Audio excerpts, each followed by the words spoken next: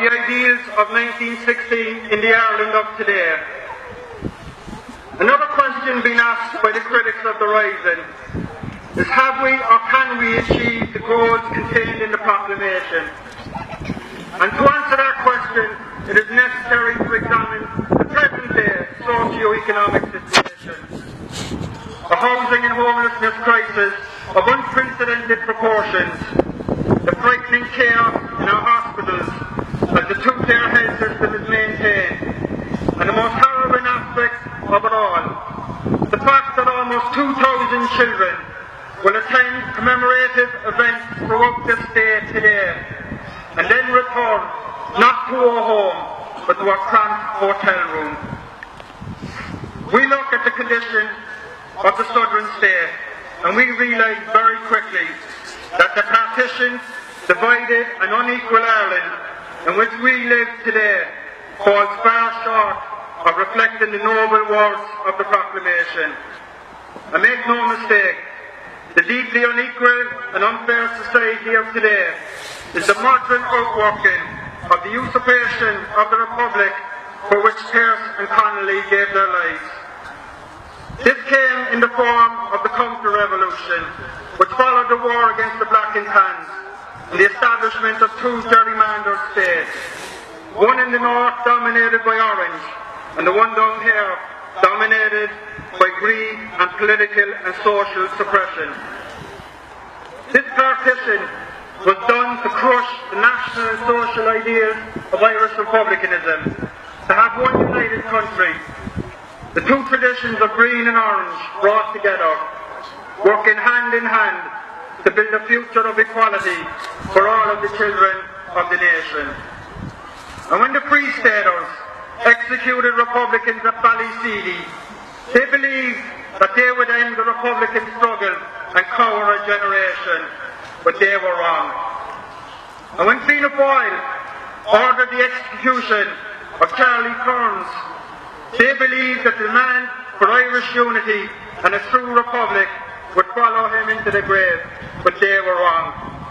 And when the British, watched on by the government in Dublin, believed that the demand for justice and equality would end with the hunger strike of '81, they were wrong. The aims of republicanism run contrary to the objectives of colonialism and capitalism, so they could not be allowed to prosper in the eyes of those opposed to the Republic proclaimed in 1916.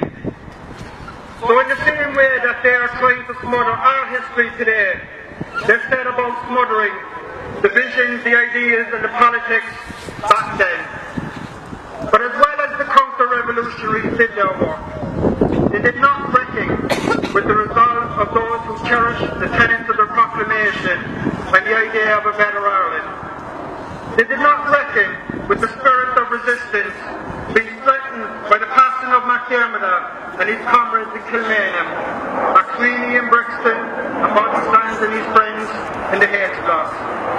Time and again, the revisionists and the anti-republicans miss the point. Never do they stop to ask themselves, why is it that a movement against which the entire apparatus of the British state, aided and abetted by a free state, continues to grow and gain support? Well, many reasons can be offered up, but for me the glaring reason is that a true commitment to freedom, equality and justice is far stronger and more resilient than the insidious power of empires or states built around the interests of bankers and financial elites.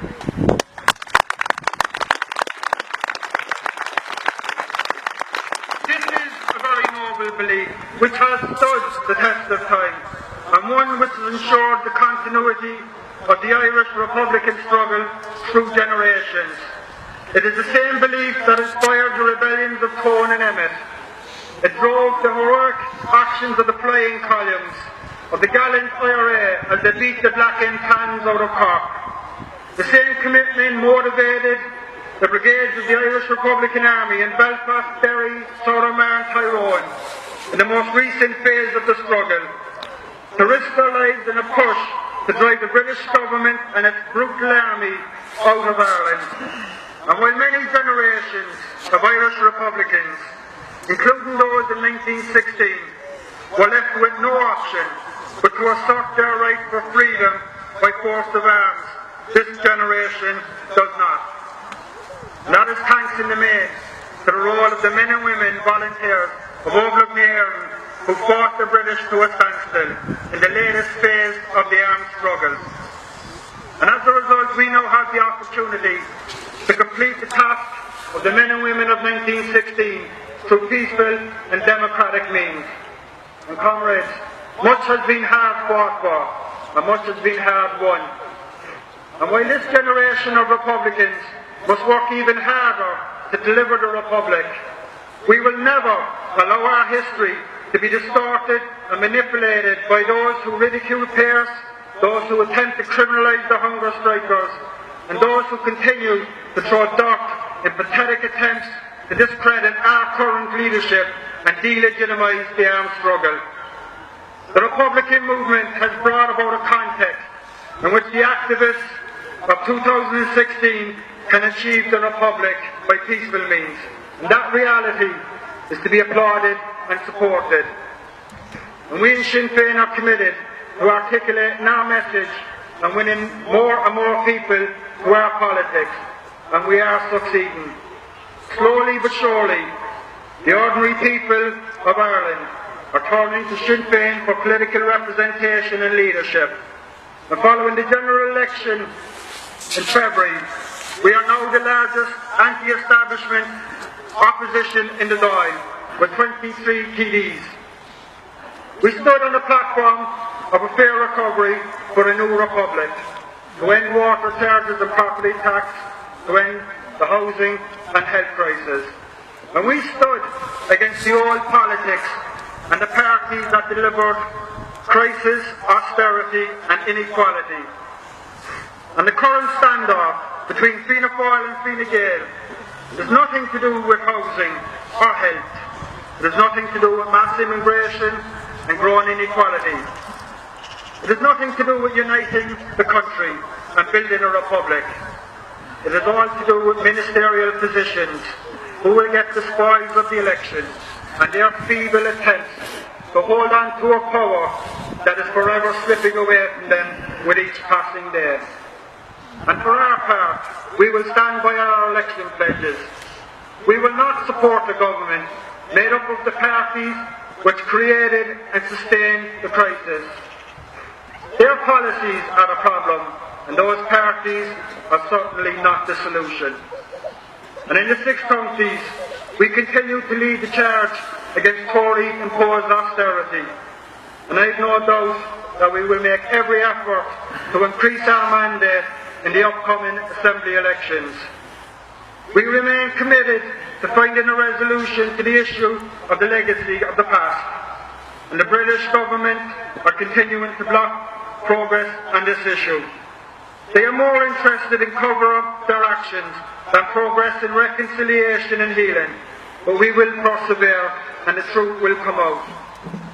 Our ever-increasing support comes as no surprise to anyone gathered here today. We are dedicated community activists. We are political revolutionaries. We are friends and we are comrades. We care about the future of our country and our people. Reasonable people realise that the portrayal of Republicans painted by the independent news and media and other elements within the establishment is a complete fabrication with a political agenda. We know who we are. We are Irish Republicans. We are unbroken. We will not be criminalised. We will not be marginalised, nor will we go meekly into the night. We are here to stay. And to us the mission of 1916 is unfinished business. Our goal is to realise the dreams of Padraig Pearse and James Connolly. And next year, when the establishment has reconsigned the centenary of the Easter Rising to the history books, we will be back here again to reaffirm our commitment to that goal. And 100 years on, from when the British believed they had defeated republicanism, we now stand stronger than ever. And 35 years on, from when Haughey and Thatcher believed that they had defeated the hunger strikers, we are now the largest party on this island.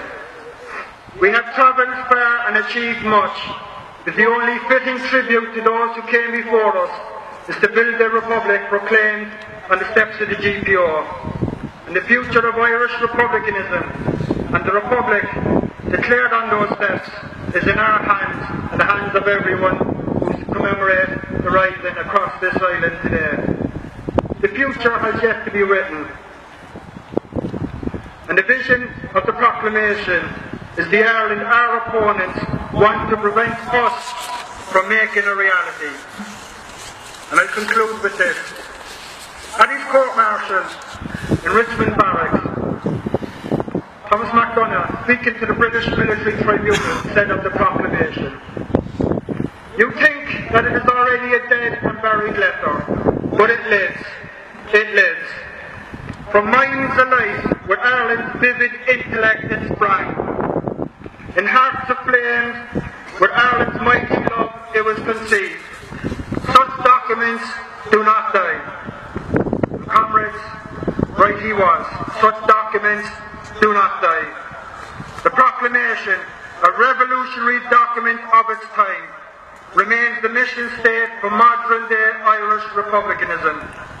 And 100 years on from the noble Easter rising, the Ireland envisaged by that proclamation remains an Ireland worth fighting for. And I know that when I look out at the faces of people gathered here today, I am looking at the faces of people who will not abandon that fight. Got a real mahagat.